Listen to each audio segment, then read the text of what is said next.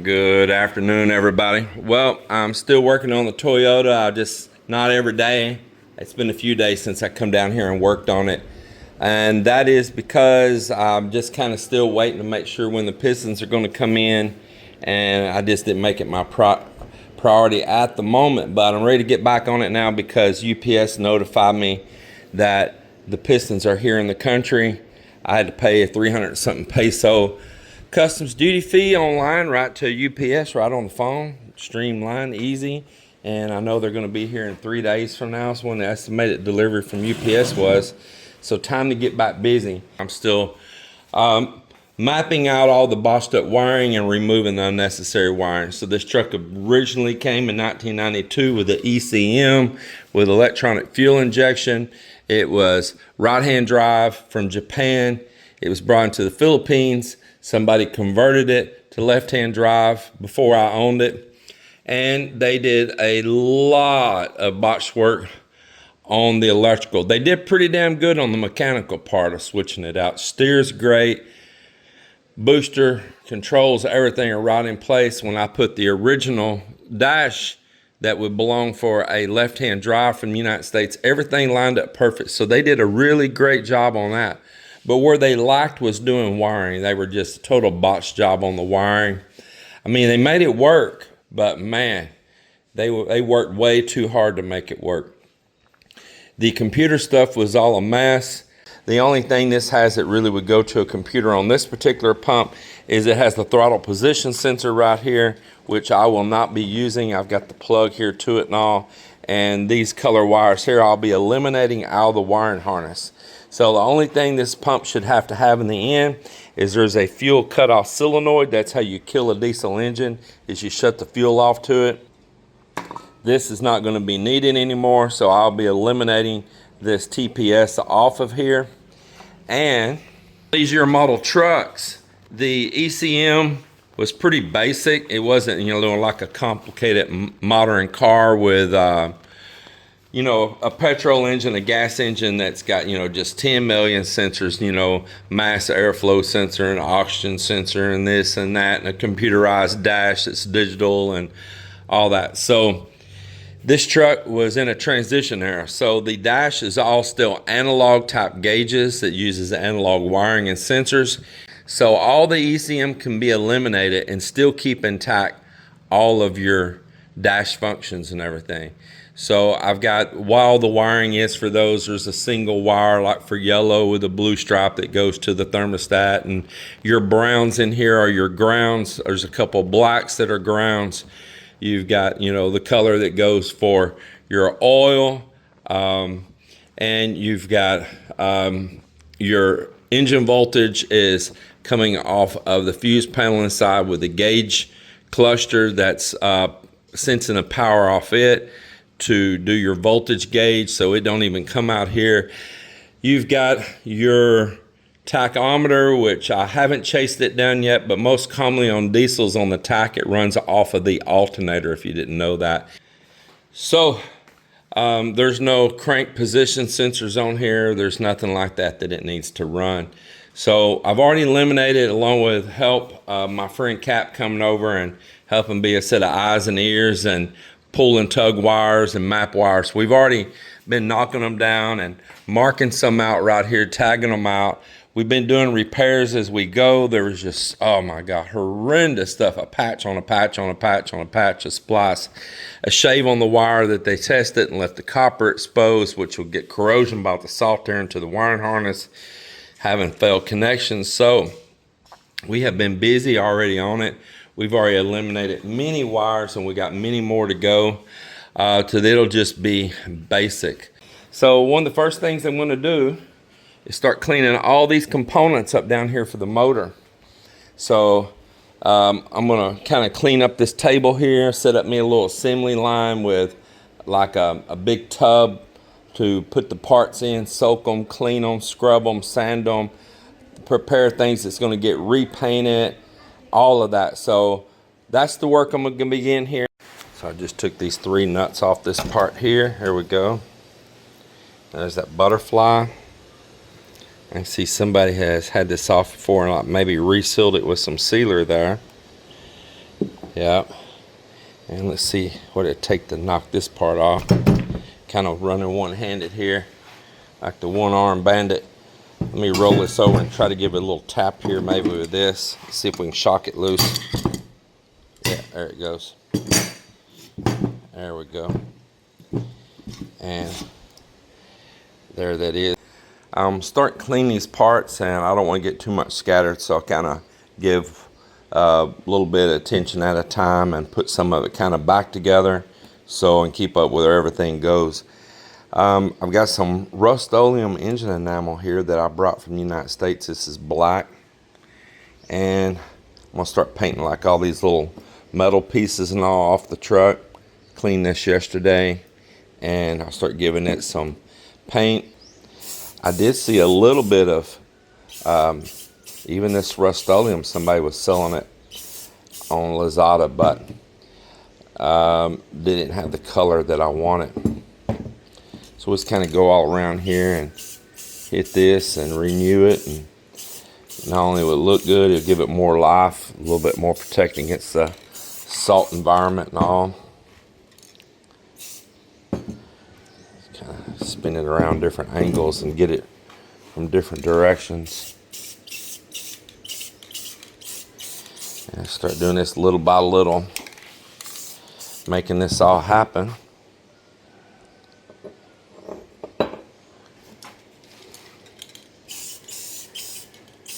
So I want y'all to guess what color that I'm going to paint the motor. Let's put your guesses out there in the comment section of what color you think that I'm going to paint the motor. Yeah. Oh, and while we're talking about motors and stuff, let me show you something. Check out these old Chevy valve covers that I've got right here. Brought these, going to clean them up and put them up on the wall here in the garage, or maybe even in my office. I'm not sure. Got the pair of them, but I repainted these when I was 16 years old. So this paint has held up since I was 16. Look at that, isn't that nice? Nice nostalgic piece. So while I'm out here doing this, I'm gonna give that a light bath. I don't want to mess up the finish. It's got like a little bit of, looks like a surface rust, but it kind of wipes off right here. And I'm gonna bring those in, I think, and hang them up in my office. It's just a little reflection of myself. This is me.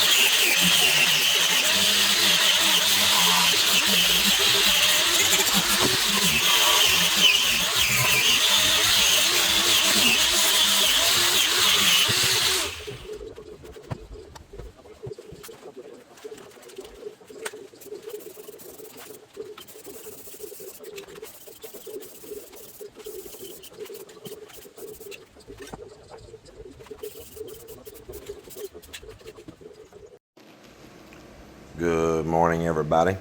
Good morning from the Philippines here. Dirty mess, huh? Dirty mess. Well, I'm getting started on new day, new week here. It's a Monday morning. I spent yesterday working on some of those parts, cleaning them up. AC compressor too, but I'm thinking maybe I'm going to replace that AC compressor. Maybe. I'm not sure yet. I'm trying to debate it. It's the original one. Now, it still works, but I know that many times this thing leaked gas, and the way they had the wiring, the compressor was still engaged even if there was no gas, and that means it may have starved for oil. And I just don't feel much compression with it. I'm just really, I mean, I just don't feel anything really with it. So I'm looking at replacing it right now. And I cleaned it all up here. I cleaned it all up best that I could, and repainted the clutch and all that, but I'm just feeling like I ought to change it. I mean, I just don't hear much. Even, you know, even with these plugs, you should feel like a suction or something, and I just feel like it's wore out. You know, that is really old. So I'm looking at them right now. It's probably going to be 150, 200 bucks that I wasn't planning on spending, but it's necessary because I want cold AC on this truck. Got the old head right here, and I'm beginning to disassemble some parts off of it. It's going to have to go over onto the new head, and so I need to go ahead and get this cam gear pulled off right here for the timing belt. I need to get this little shield pulled off right here for the timing belt cover, and get it all cleaned up and painted. Of course, the lifting points right here. I'll need to pull the injectors, which I've got capped off here. And I would say the glow plugs, but yesterday I ordered new glow plugs. They weren't very expensive. They were pretty cheap, and I want to put brand new ones in.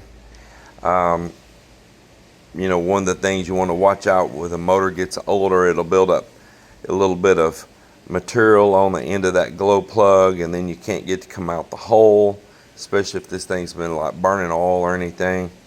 I don't want anything that might chance damaging a new motor later if I had to pull out an old glow plug that was damaged or something, you know, after I stuck it in a new head.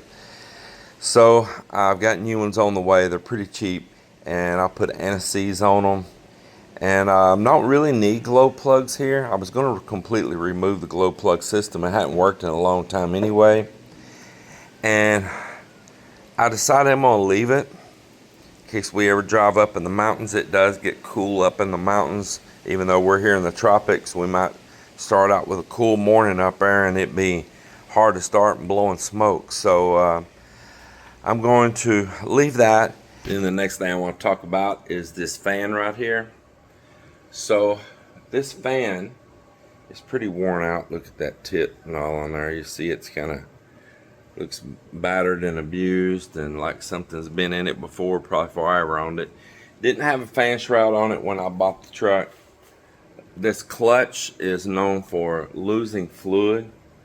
It's got a special oil in it, and they do sell a refill for it online, or you could just buy a new clutch. They actually sell the oil to refill it, but they changed this. See, this one here is a 7-blade, which isn't too bad. There was a 5-blade one that was really bad. This 7-blade's not too bad, but they recommend going to a 10-blade. But I'm recommending going completely away with it, not even using it at all. So this is null and void now because I already got the replacement coming, and I'll explain that. Put that down. I'll explain it. Traffic moves slow here in the Philippines, And when you're up here in the city and stuff, you're going to be finding yourself riding the clutch a lot, slow moving, hot concrete, blistering up. And the thing about that situation is you got the AC on. It's kind of got the motor, you know, pulling the AC with the motor down at a low RPM. And so the fan can only pull as much air as the RPMs of the motor. Now, there is an air conditioner condenser fan in the front, but that's great for the condenser, but not a whole lot for the radiator, and it only covers part of the condenser. So if you put an electric fan that's, you know, for a whole radiator, not just for covering a little spot somewhere or something, that will run strong even at idle, moving slow, to where a belt driven one off RPMs of the engine will not. So the engine's only doing good if that's rolling down the road and the fan's pulling hard at low, you know, at faster RPMs, and the force of the air itself pushing through, but it offers nothing for low RPM. So very little. And one of the problems on these heads was an overheating with the you know, the turbo, and it was a bad head design in the early models, and the hot air coming in from the turbo, and it was under radiator. They really built those more for a cool climate like Japan. So I ordered that aluminum 3-core radiator. Now it's also longer and it drops down further in. It would be the radiator like would have came for the 3.0 liter, the 1KZs and all, instead of this little 2.4. The 2.4, the radiator is, I don't know, probably about that much shorter. These fingers. About that much shorter. And that's a lot less volume as well. And it was a thin 2-core. So this is a longer 3-core all aluminum radiator. And that same company makes a full aluminum shroud with a large electric fan to go with the radiator. And I didn't know that when I first bought the radiator, to tell you the truth. And I was like, you know, I don't know if I want to upgrade that fan. I might want to put electric. And I was looking how I could adapt electric on the shroud. And the shroud that I have is for the shorter radiator. And I did a little research, found the company that I bought that from sells the electric fan and the aluminum shroud. But yet when I went to the seller store, I didn't see it. But if you do a search in the overall out there on the internet, there it is, same brand. So I don't know, a little confusion there, but the happy thing is that I got it on order. It was around $100, a little less, just a little under $100 for aluminum shroud and a big electric fan. That's a win right there with the relays and all. So that's definitely a win. So that's going to be nice in there, and you're not going to have that belt driven fan sticking out there in front of you and all, and that's going to be pretty cool too. So that's what's going on here.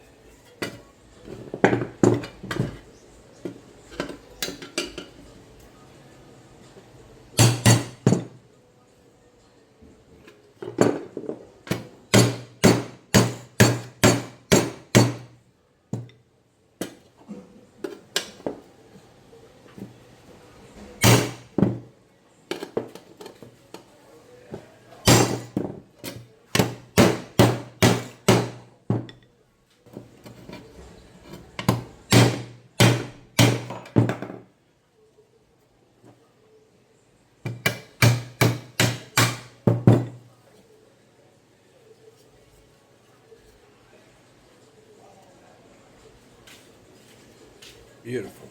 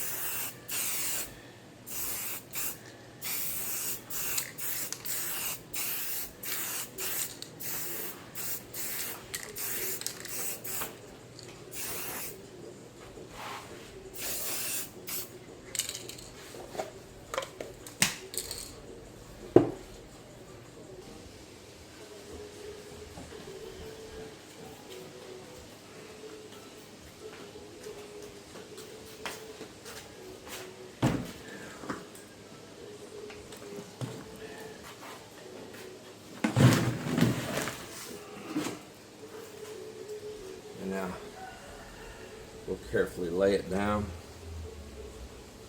And there we go. And the valve's protected. So that is very, very important to do. I'm going to push this back and drag this head this way some.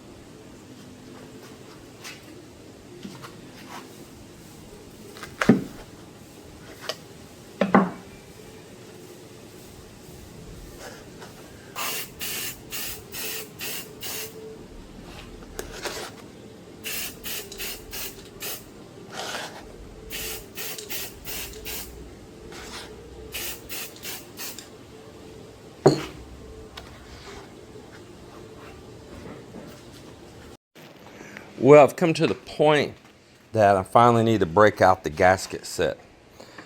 So on the front of the head right here is this little plate and seal. It goes in right here. You can see I pulled it off the old head right there. And it goes in behind this cover right here. So I need to get this seal on. And you see it goes right there. It's got a couple little dowels that stick out for guides. Well engineered. So it goes right there. And there's sealer, there's a gasket, I'm sure.